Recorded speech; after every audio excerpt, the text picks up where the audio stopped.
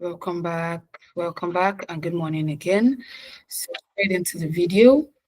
The same route will be taken to download Power BI desktop because this video is about downloading Power BI desktop. So the same route is me going through the App Store, and I'll be sharing my screen now so that we can go and download it right into it.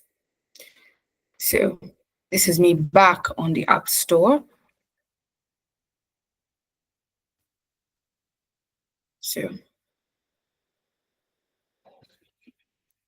Power BI desktop, and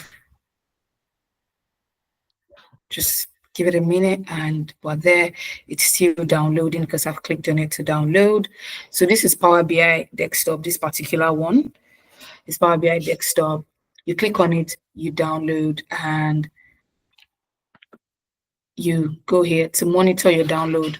This is how you go. You go where you part of those home buttons by the side. You click on the part where you see downloads to monitor it. So it is downloading. By the time we come back to see, it should be fully downloaded, and we'll come back and show you from there how to install after it is downloaded. Thank you very much.